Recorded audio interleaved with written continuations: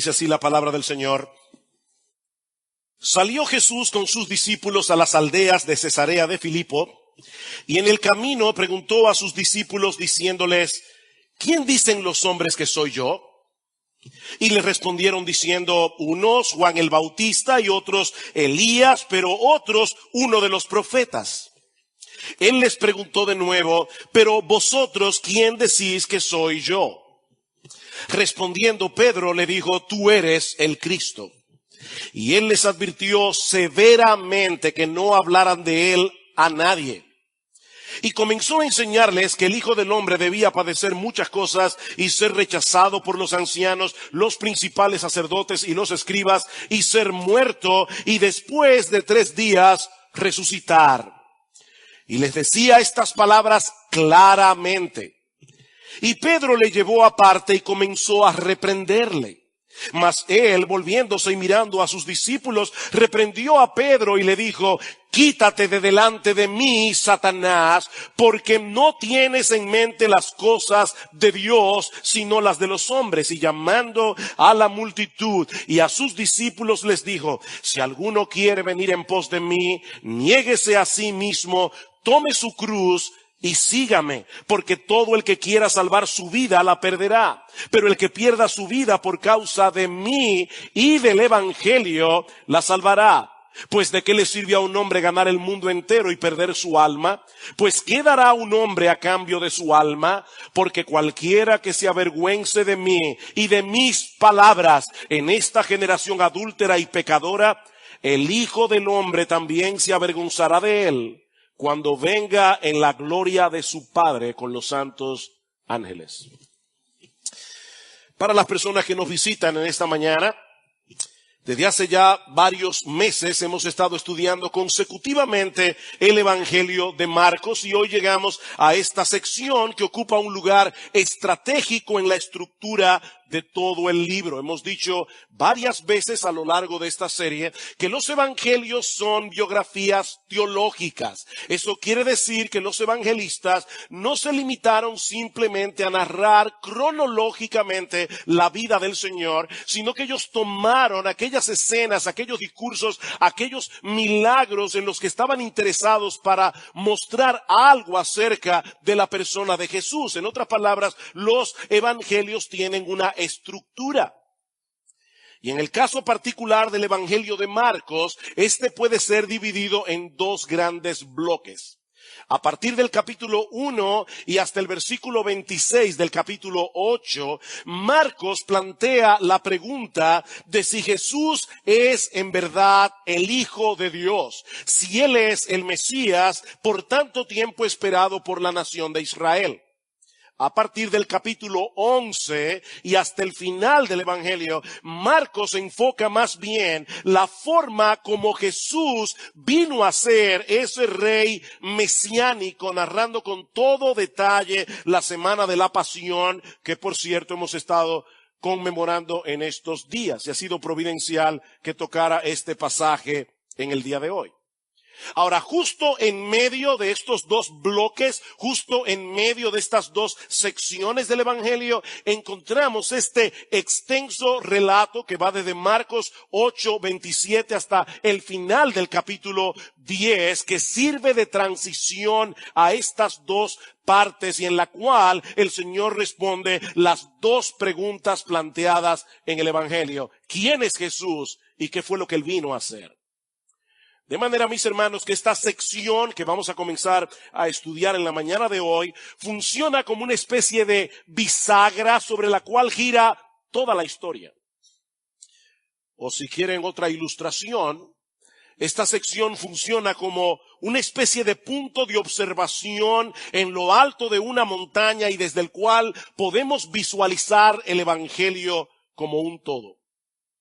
Marcos nos dice en el versículo 27 que Jesús y los discípulos se encontraban en ese momento en las aldeas de Cesarea de Filipo. Eso es bien al norte de Palestina, una región poblada mayormente por gentiles y con una larga historia de idolatría. Y es allí precisamente donde el Señor aborda el tema de su identidad. Y si han estado atentos a las prédicas de Marcos, yo espero que sí, tienen que recordar cuántas veces a lo largo del Evangelio el Señor trataba de ocultar su identidad. Cómo el Señor reprendía a los demonios para que no revelaran quién era Él. Cómo el Señor mandaba expresamente a las personas que Él sanaba que no dijeran nada a nadie. Sin embargo, ahora ha llegado el momento para confrontar a los discípulos con este asunto. ¿Quién dicen los hombres que soy yo? Y como espero demostrar en un momento, esta es la pregunta más crucial que alguna vez haya tenido que responder cualquier ser humano. ¿Quién es Jesús? ¿Quién es Jesús? Esta pregunta traza una línea divisoria entre los hombres. De hecho, la única línea divisoria que realmente importa, porque trasciende los límites del tiempo. Mi amigo, lo que tú pienses acerca de Jesús impactará profundamente tu vida aquí y ahora y será el factor decisivo para determinar tu destino eterno. De manera que esta es una pregunta que nadie puede evadir, porque el silencio y la indiferencia son en sí mismos una respuesta.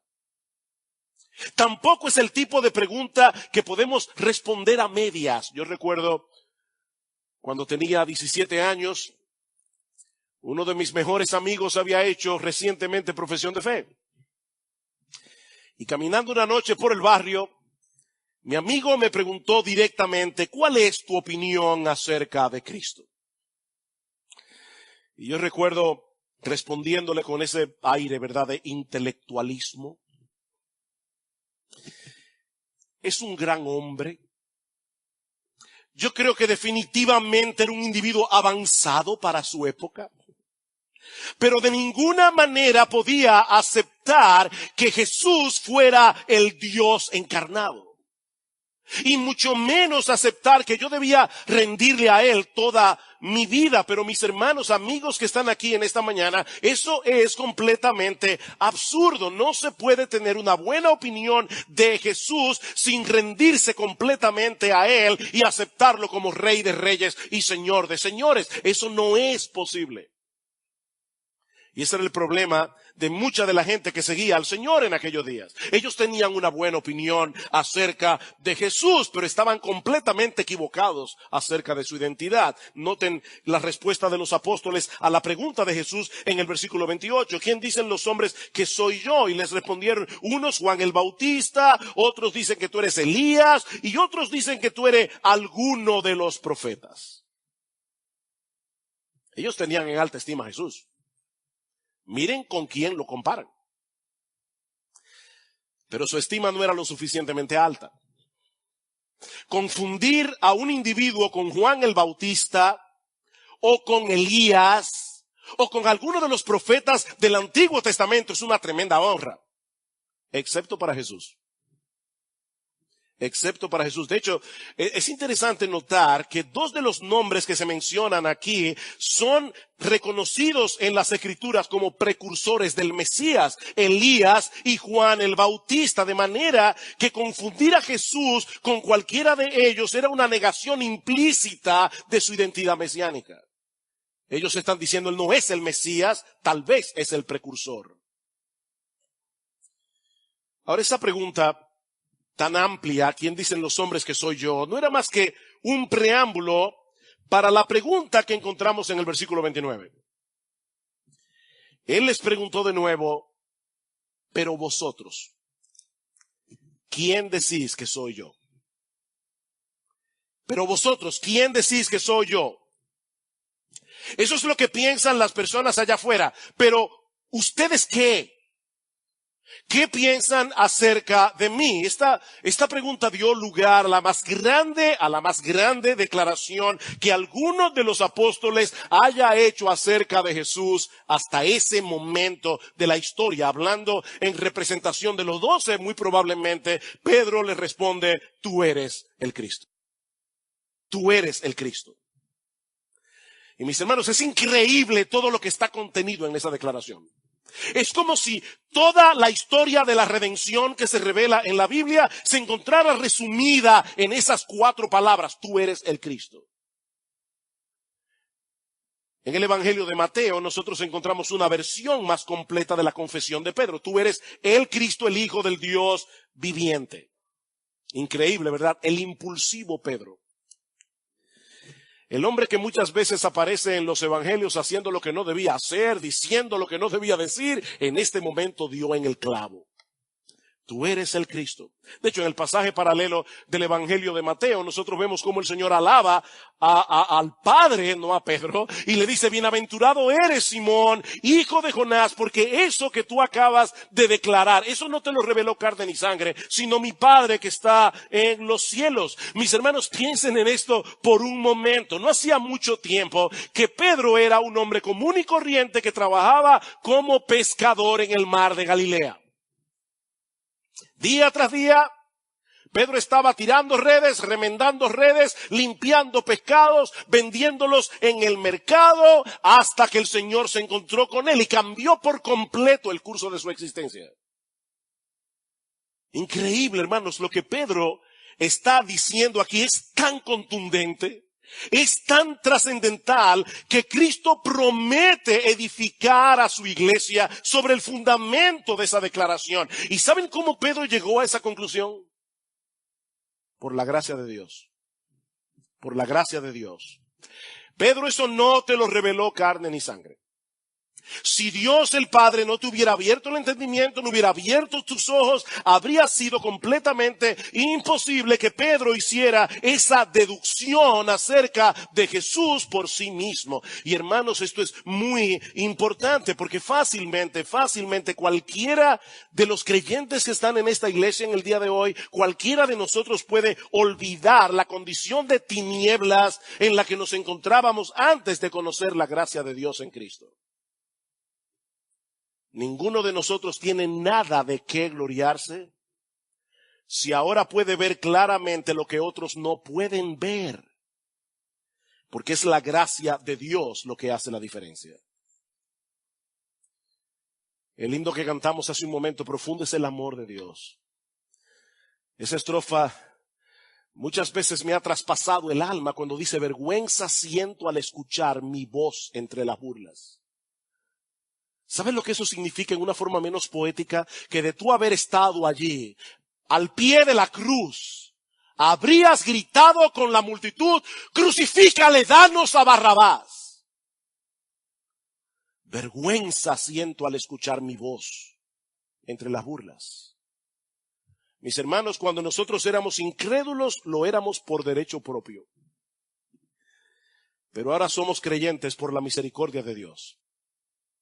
Somos creyentes porque Él quiso revelar en nuestros corazones que Jesús es el Cristo. Y esta palabra es el equivalente en griego de la palabra hebrea Mesías, que significa literalmente el ungido. Cristo, Mesías, ungido. Durante el periodo del Antiguo Testamento, tanto los reyes, los profetas como los sacerdotes eran colocados en sus respectivos oficios, ungiéndolos con aceite. De manera, mis hermanos, que lo que Pedro está diciendo aquí acerca de Jesús es que Él es ese personaje anunciado en el Antiguo Testamento, que sería el ungido de Dios por excelencia, aquel que habría de fungir al mismo tiempo como rey, como profeta y como sacerdote. Tú eres el Cristo, tú eres el Mesías, tú eres el Salvador del mundo, tú eres aquella simiente de la mujer que fue prometida a nuestros primeros padres en el huerto del Edén y que habrá de aplastar la cabeza del maligno. Ese eres tú. Eso es lo que Pedro está diciendo aquí. Y no eres un ser humano común y corriente. Eres el mismo Hijo de Dios. Y es obvio, hermanos, que Pedro no podía entender en ese momento todas las implicaciones teológicas de lo que él acaba de decir. Pero él está reconociendo en esta confesión que Jesús es humano y divino a la vez. 100% Dios, 100% hombre. Dos naturalezas en una sola persona, con todos los atributos que hacen que Dios sea Dios y con todos los atributos que hacen que tú y yo seamos humanos, excepto que él nunca pecó. Dios y hombre. Y yo te pregunto en esta mañana, ¿eso es lo que tú crees acerca de Jesús? No te estoy preguntando qué piensan tus padres acerca de Jesús. No te estoy preguntando qué piensan tus hermanos o hermanas acerca de Jesús. No te estoy preguntando qué piensa tu esposo o tu esposa acerca de Jesús. Mi amigo, lo único que importa aquí es lo que tú piensas acerca de Él. Eso es lo que marcará la diferencia por los siglos de los siglos. Ahora, esta confesión de Pedro, así de impresionante y de extraordinaria como es, estaba incompleta. Pedro ya sabía quién era Jesús, pero ni él ni el resto de los apóstoles entendían todavía lo que él había venido a hacer. Es por eso que el Señor les advierte tajantemente que no revelaran a nadie su identidad. Versículo 30, y él les advirtió severamente que no hablaran de él a nadie. Todavía no era el momento, porque Jesús debía llegar a la cruz para que ellos pudieran tener un mensaje que predicar. Y eso nos lleva a nuestro segundo encabezado. Ya vimos la identidad de Jesús. Veamos ahora, en segundo lugar, la naturaleza de su obra. Versículo 31, y comenzó a enseñarles que el Hijo del Hombre debía padecer muchas cosas y ser rechazado por los ancianos, los principales sacerdotes y los escribas, y ser muerto y después de 3 días resucitar. Nosotros leemos eso hoy tan tranquilos aquí, sentados con aire acondicionado. Yo creo que cuando los apóstoles oyeron eso, casi les da un infarto. Mis hermanos, esto tiene que haber sido increíblemente chocante para los apóstoles. Increíblemente chocante. Por un lado, Jesús está identificándose a sí mismo aquí como el Hijo del Hombre. Y esta es una figura mesiánica que aparece en el capítulo 7 del libro de Daniel. Una figura, un personaje que es humano y divino a la vez, que habría de venir en la gloria del Padre para establecer en la tierra un reino eterno. Ese Hijo del Hombre viene al mundo a enderezar lo que el pecado torció. Ese Hijo del Hombre viene a acabar con todas las consecuencias terribles que el pecado ha provocado en la raza humana. Pero ahora Cristo dice al mismo tiempo que ese Hijo del Hombre tiene que morir. ¿Ustedes notaron esa pequeña palabra en el versículo 31? Él no dice simplemente que él había venido a morir. No. Jesús no dice simplemente que él sería derrotado por sus enemigos y llevados a la muerte. Lo que él dice en el versículo 31 es que su muerte era una necesidad. El Hijo del Hombre debe padecer. El Hijo del Hombre debe morir. Para poder llegar a hacer lo que yo vine a hacer, es necesario que muera. Mis hermanos, Jesús vino a ganar perdiendo. Jesús vino a ganar perdiendo. Su muerte en la cruz era una necesidad, porque la justicia perfecta de Dios debía ser satisfecha plenamente para que nosotros pudiéramos ser aceptados en su presencia. La Biblia dice que la paga del pecado es la muerte. Todos nosotros somos pecadores, todos somos transgresores de la ley moral de Dios y tenemos que pagar por eso. Pero el Hijo del Hombre decidió voluntariamente asumir nuestro lugar. Recuerden, mis hermanos, que ese es el gran tema del Evangelio de Marcos. El rey que se hace siervo para dar su vida en rescate por muchos. Jesús decidió renunciar a su gloria. Jesús decidió hacerse débil para que pecadores culpables pudieran ser absueltos en el tribunal de Dios. Esa es la esencia del Evangelio. El inocente tenía que morir en una cruz. El inocente tenía que recibir sobre sí mismo toda la ira justa de Dios que tú y yo merecíamos por nuestros pecados. Increíblemente, Dios nos salvó de Dios. Dios nos salvó de Dios. El justo murió por los injustos para llevarnos a Dios. Pero gloria al Señor, mis amados hermanos, que esa no es toda la historia. Esa no es toda la historia. Así como era necesario que el Hijo del Hombre padeciera muchas cosas y fuera condenado a morir por los líderes religiosos de Israel, así también era necesario que resucitara al tercer día. No solo para confirmar que Él era quien decía ser, sino también para declarar que el Padre había aceptado su sacrificio. Queridos hermanos, el Señor resucitó. El Señor resucitó y eso lo cambia todo. Me encantó algo que publicó Paul Tripp en el día de ayer. Él decía: el sermón predicado por la tumba vacía en las afueras de Jerusalén se titula "Nada tiene el poder de detener a este Salvador". Ese es el título del sermón. De la tumba vacía. La muerte no podía retenerlo porque Él era el perfecto Hijo de Dios. Así que Pedro tenía razón acerca de la identidad de Jesús, pero todavía le faltaban piezas para completar el cuadro. De ahí lo que sigue diciendo Marcos en el versículo 32. Y le decía estas palabras claramente. Es decir, Jesús no estaba hablando aquí en parábolas. El Señor estaba diciendo claramente: yo tengo que padecer, yo tengo que morir, yo voy a resucitar. Pero entonces, ahora viene Pedro. Los prejuicios teológicos que tenían los apóstoles no les permitían asumir y asimilar estas palabras. Versículo 32. Y les decía estas palabras claramente, y Pedro le llevó aparte y comenzó a reprenderle. No olviden que Marcos era el asistente de Pedro. Así que Marcos conocía todas esas historias porque Pedro se las contó. Y yo imagino la vergüenza de Pedro recordando esto. Imagínense la escena.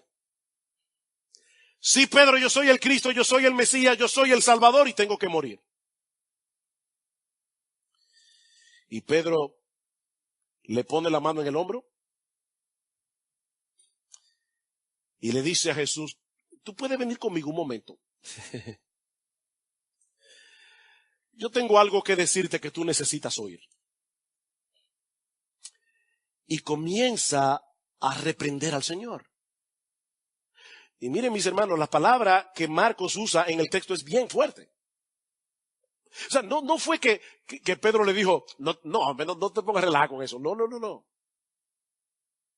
No, hermanos, esta palabra aparece otras veces en el Evangelio de Marcos, donde Cristo reprende a los demonios para que no revelaran su identidad. Es la misma palabra. Así que es muy posible que haya habido cierta hostilidad en el corazón de Pedro mientras trata de convencer a Jesús de que él no debía de ninguna manera seguir adelante con ese plan. Pedro sabía que el sufrimiento de Jesús iba a implicar sufrimiento para ellos muy probablemente. Y eso no estaba en los planes de Pedro. En ese momento en particular, Pedro no estaba dispuesto a pagar el precio de seguir a Cristo. Así que no había otra alternativa que hacerlo cambiar de parecer. Y yo te pregunto, mi hermano, en esta mañana, ¿tú te ves en ese cuadro? ¿Tú te ves a ti mismo en ese cuadro? Decimos que Jesús es el Rey. Decimos que Jesús es el Señor. Pero cuando sus planes no encajan con los nuestros, comenzamos a reprenderlo. ¿Tú sabías que a veces tú has reprendido a Jesús? ¿Sabes cómo lo haces? Con la actitud del corazón. Mis hermanos, el descontento del corazón no es otra cosa que una reprensión silente. Es una reprensión a Jesús. No estás haciendo las cosas bien, Señor. Y yo tengo que hacértelo saber de alguna manera. No estoy contento con tus decisiones. No estoy contento con tus planes. Yo sé que tú creaste el universo con sabiduría, pero honestamente, Señor, yo no sé qué es lo que tú estás haciendo con mi vida.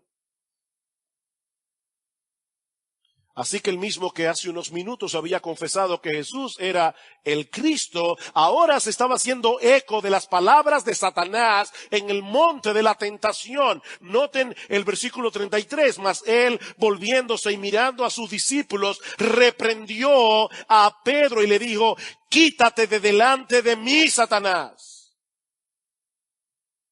porque no tienes en mente las cosas de Dios, sino las de los hombres.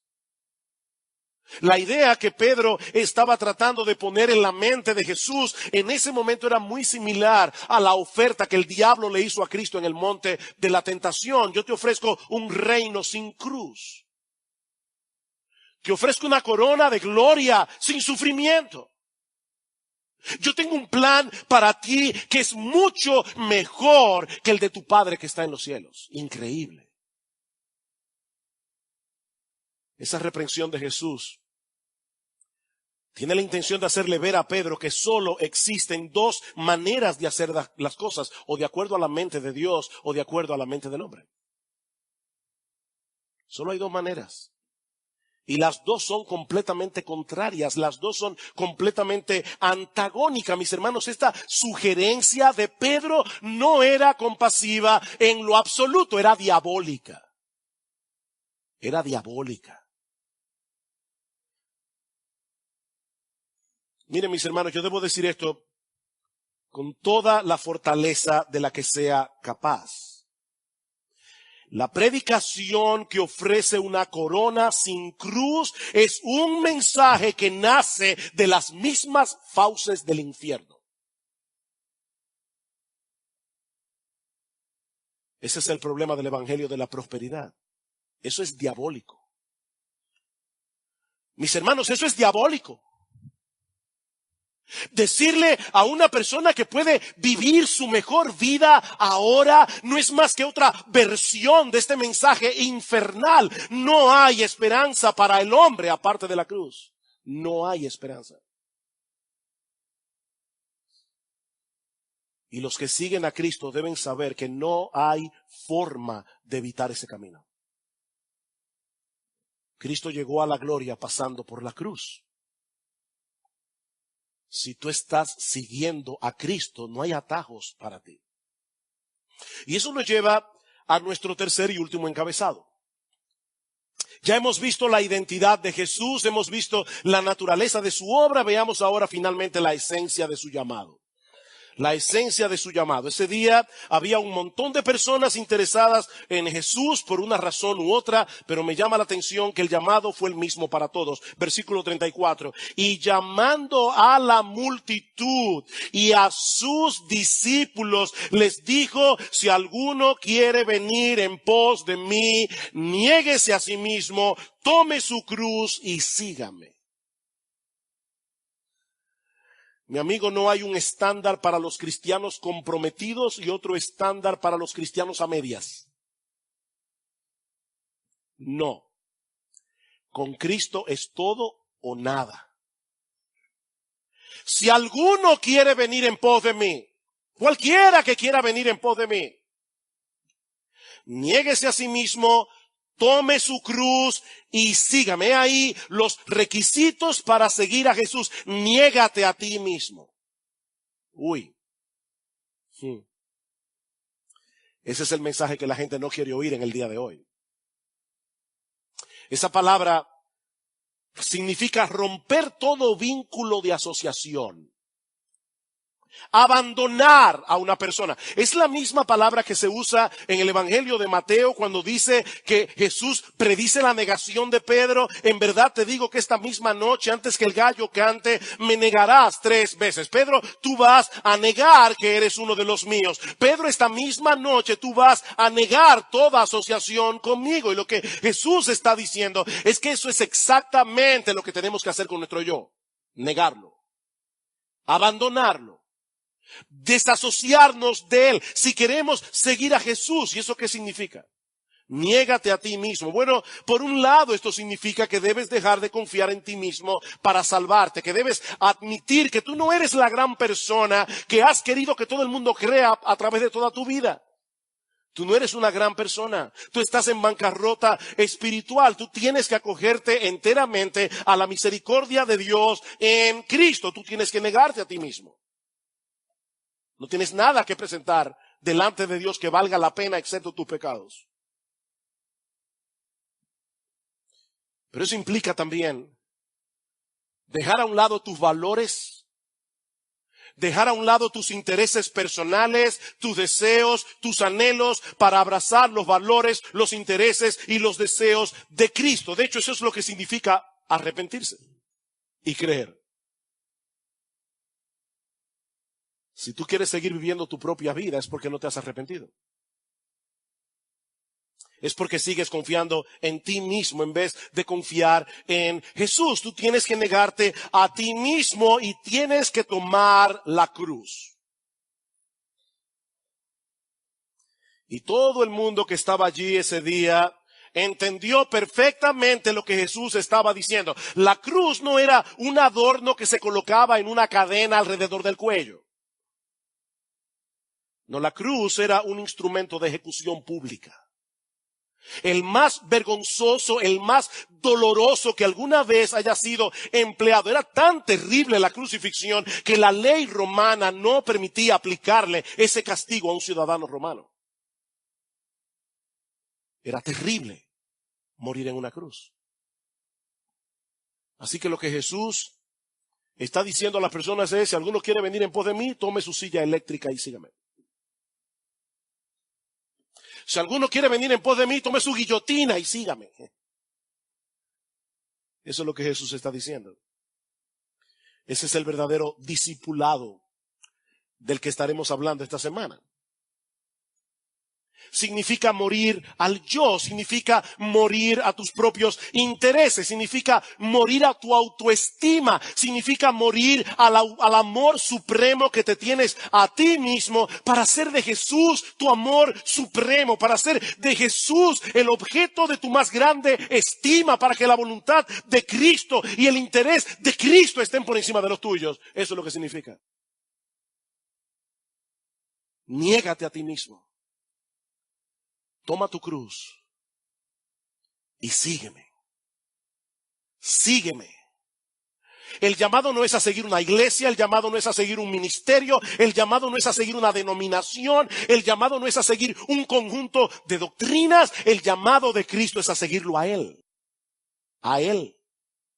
Es atesorarlo a Él, es estar apegado a Él, a ir por donde quiera que Él va y hacer exactamente lo que Él hace. Ven y sígueme. Jesús no va a ir detrás de ti. Eres tú el que tienes que ir detrás de Jesús.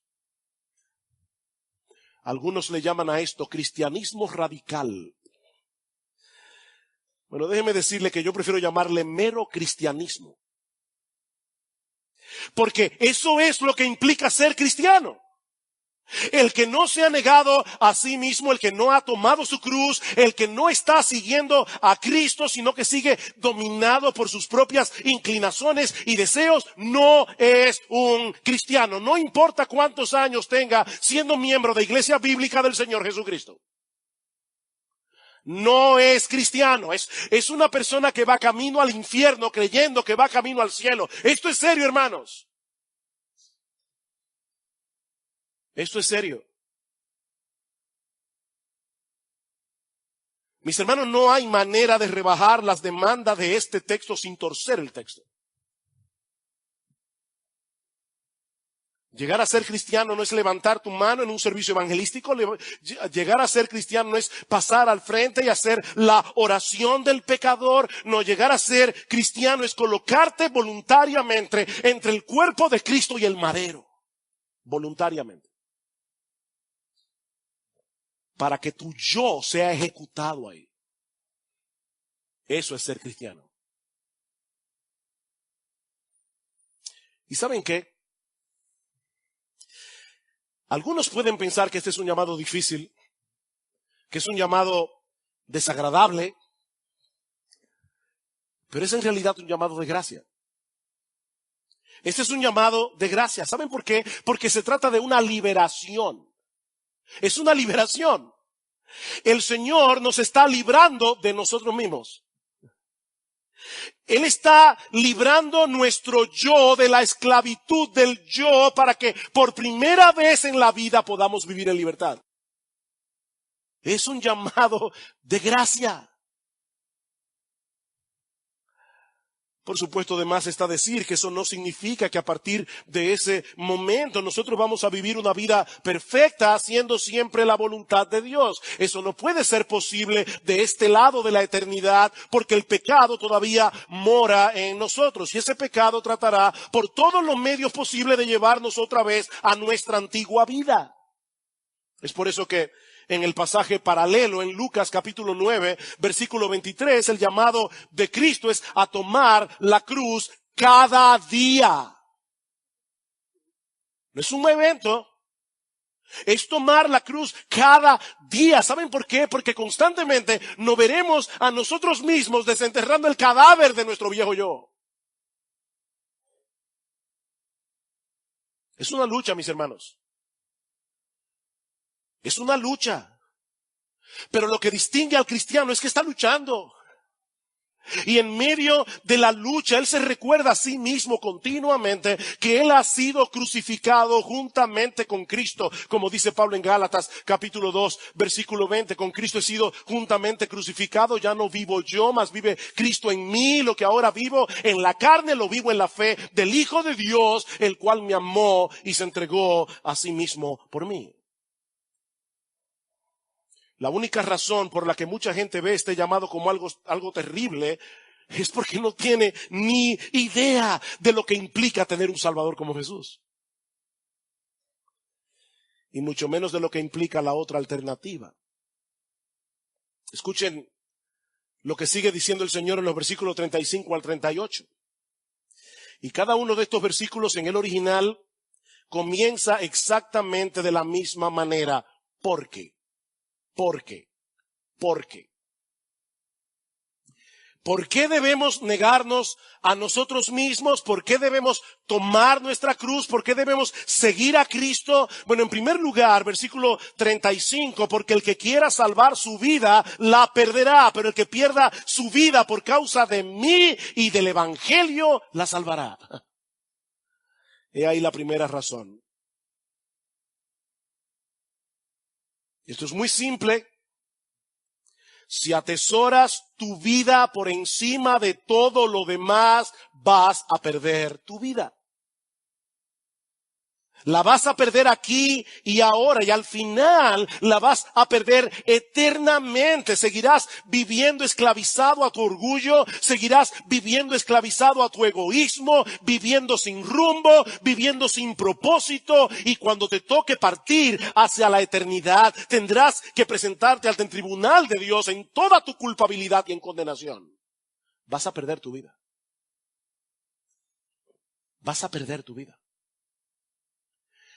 Pero, si pierdes tu vida aquí y ahora por causa de Cristo y del Evangelio, salvarás tu vida. Y me encanta la precisión de este pasaje. ¿Leyeron eso? Por causa de mí y del Evangelio. Jesús está de moda hoy. Hay un montón de personas que dicen seguir a Cristo. Las iglesias están llenas de personas que dicen creer en Cristo. Pero hermanos y amigos que están aquí en esta mañana, decir que creemos en Cristo no es suficiente. El asunto es aceptarlo a Él en los términos del Evangelio. En los términos del Evangelio. Soy pecador, merezco el infierno, merezco la condenación. No tengo nada que traer delante de Dios. Pero yo sé que la salvación es por gracia, por medio de la fe. Si lo haces, salvarás tu vida. Mira, mi amigo, déjame decirte algo. El llamado de Cristo no es a tener una vida monótona y gris. El llamado de Jesús es a que dejes de desperdiciar tu vida viviendo para lo que nunca podrá brindarte verdadera satisfacción y por primera vez comiences a vivir realmente. Yo he venido para que tengan vida y para que la tengan en abundancia, dice Jesús. Segunda razón, versículo 36, pues, ¿de qué le sirve a un hombre ganar el mundo entero y perder su alma? Respuesta, de nada. De nada. Si aún llegara a suceder que una persona lograra ganar el mundo entero y pudiera disfrutar todo lo que ha ganado por un tiempo limitado para luego perderse en el infierno por toda la eternidad, esa persona habrá hecho el negocio más estúpido de su vida. Esa es la transacción más absurda que un ser humano puede hacer. Perder el alma por ganar el mundo. Tercera razón. Pues quedará, versículo 37, quedará un hombre a cambio de su alma. Si desprecias la obra redentora de Cristo para salvar a pecadores como tú y como yo, mi amigo, ¿qué esperanza te queda de salvación? ¿Qué esperanza te queda? Dice en 1 Timoteo capítulo 2 versículo 5, hay un solo Dios, hay un solo mediador entre Dios y los hombres, Jesucristo hombre. Hechos capítulo 4 versículo 2, en ningún otro hay salvación, en ningún otro hay salvación, porque no hay otro nombre bajo el cielo dado a los hombres en que podamos ser salvos. No hay un salvador fuera de Jesús. Yo soy el camino, yo soy la verdad, yo soy la vida. Nadie viene al Padre sino por mí. Y finalmente, versículo 38. Porque cualquiera que se avergüence de mí y de mis palabras en esta generación adúltera y pecadora, el Hijo del Hombre también se avergonzará de él cuando venga en la gloria de su Padre con los santos ángeles. El Hijo del Hombre. De nuevo la figura mesiánica del capítulo 7 de Daniel, pero ahora Jesús la presenta desde otro ángulo. Él está diciendo aquí ese mismo Hijo del Hombre que fue rechazado, ese mismo Hijo del Hombre que fue condenado a morir en una cruz romana, ese Hijo del Hombre regresará del cielo en la gloria de su Padre. Y en aquel día no habrá mayor bendición, no habrá mayor gozo que estar en el grupo de aquellos que no se avergonzaron de Él. Comentando acerca de este texto, dice Piper, ¿qué es lo contrario a sentir vergüenza de alguien? Estar orgulloso de él, admirarlo, no sentirse avergonzado de que los vean juntos, amar, identificarse con él. Yo soy amigo de fulano de tal. Yo no me avergüenzo de Jesús. ¡Qué gloria! El Rey del Cielo es mi amigo, el Rey del Cielo es mi Salvador. Y cuando llegue y se siente en el trono de su Padre, dirá, hijos míos, vengan, yo tengo preparado tronos para ustedes también. Y yo te pregunto, mi amigo, ¿es eso lo que tú sientes por Jesús? ¿Admiración? ¿Deseo de identificarte con Él? ¿O es vergüenza? Porque si es así, estás menospreciando su persona, estás menospreciando la obra que Él llevó a cabo para salvar a pecadores. Y mi amigo, lo único que te espera es que Él se avergüence de ti cuando venga a reinar en la gloria de su Padre. Pero eso no tiene que ser así. Mi amigo, eso no tiene que ser aquí así. Cristo satisfizo plenamente la justicia de Dios. Él murió en una cruz siendo inocente para que pecadores culpables pudiéramos ser declarados justos en el tribunal de Dios. Y su oferta sigue en pie. Abandona tu vida para que puedas salvarla. Abandona tu vida para que puedas salvarla. Ay, pastor, eso es muy difícil. Abandonar mi vida, negar mi yo, tomar mi cruz. ¿De verdad te parece difícil? Bueno, déjame decirte que es mucho más difícil de lo que crees. De hecho, no solo es difícil, es completamente imposible.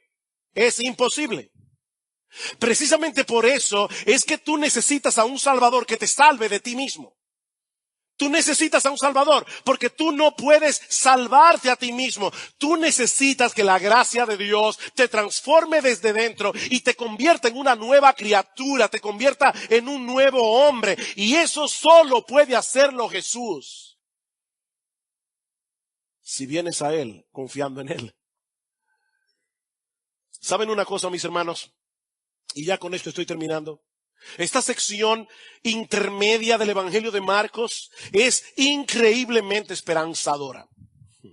Es esperanzadora porque en estos capítulos de transición, Marcos 8:27 hasta el final del capítulo 10, el Señor revela a sus discípulos en 3 ocasiones que Él iba a morir y que Él iba a resucitar. ¿Y saben cómo reaccionaron los apóstoles las 3 veces? De mala manera.